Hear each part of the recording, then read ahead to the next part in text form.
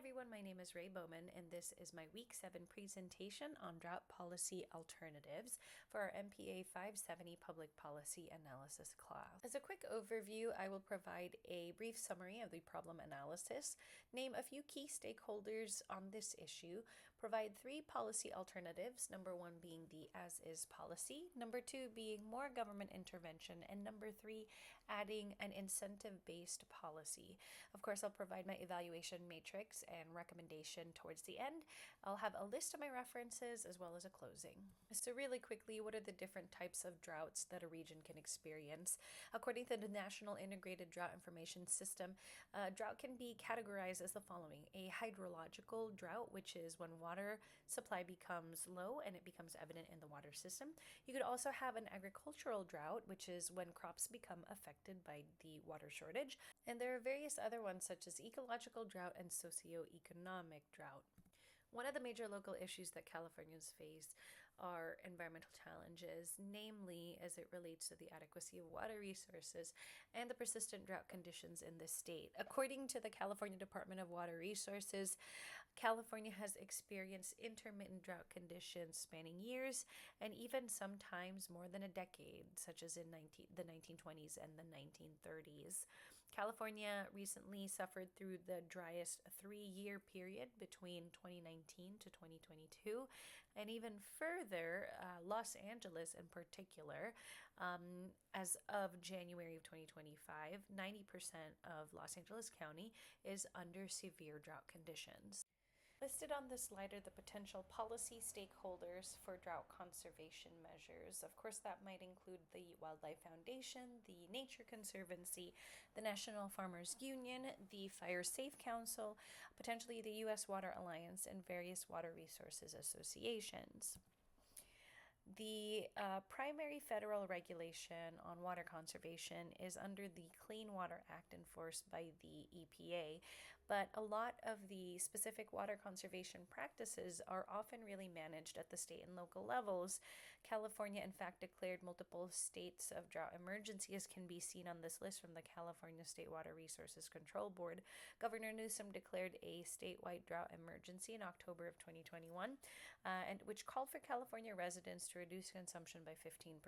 But after a series of wet winters, Governor Newsom lifted the emergency declaration in March 2023. But even though it has been lifted, it doesn't mean that Californians can go back to previous water consumption practices, as drought is an intermittent condition for the state.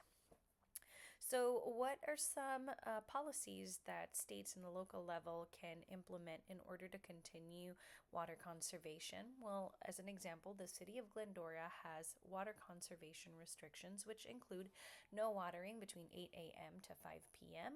It's also limited to 3 days per week, and drip irrigation can only be used for 15 minutes at a time. There is no washing of sidewalks and no excess water runoff, no watering during or within 48 hours of rainfall, and no washing of motor vehicles with a hose unless it has an automatic shutoff nozzle. The anticipated outcome for a program like this, at least as a target of 20% in water consumption, which equates to about 30 gallons per person per day. However, the current policy as is for the city of Glendora currently has no monitoring and no penalties, and residents are held to an honor system to track their own usage through the FlexNet portal. The budget for the city of Glendora is currently pretty high at $1.1 million, really covering the cost of administrative staff to essentially provide outreach and education to the community and local community partners.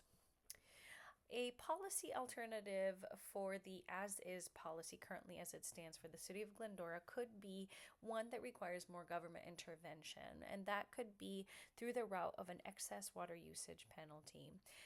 We've seen this done in the city of Monrovia, where residents were only allowed to use up to 90% of their water consumption based on 2020 water consumption. And if they exceeded that 90% water utilization, they were assessed a penalty, essentially 2 times their water rate. The anticipated outcome for this program upon implementation was the statewide water conservation target of 15%. And the timeline for this was 3 months for implementation and, of course, a continuous program.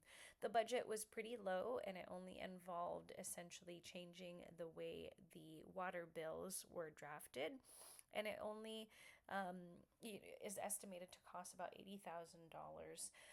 The upside for this policy alternative is that the policy will generate a new revenue stream under the excess water usage penalty.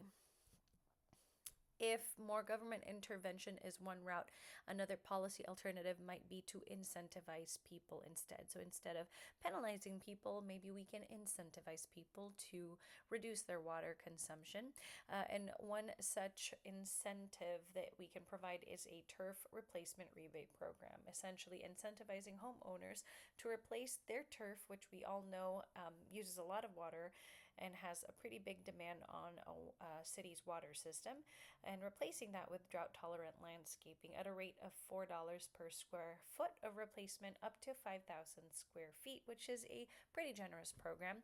The anticipated outcome for this would be a 20% conservation for those who participate, and this is really based off of a study done in southern Nevada for their turf replacement program. The timeline would be a pilot program for 2 years with a budget of $200,000 per year for the first 2 years of the program. In terms of an evaluation matrix, the policies, as is more government intervention and incentivization, are evaluated based on effectiveness, cost, equity, political feasibility, and implementation feasibility. And the clear winner on this evaluation matrix would be policy alternative number 2, which is the excess usage penalty, for its high effectiveness, low cost, in fact, an added revenue resource, equity because it is based across the board on a 90% water usage target. Political feasibility might be rough in the beginning, but because of the success of this program, we think it's going to be high. And implementation feasibility is pretty low, apart from changing the way the water bills look and some outreach and education. The next slide, of course, lists the references that I used for this presentation. And with that, I'd like to thank you for your time, and I appreciate your feedback.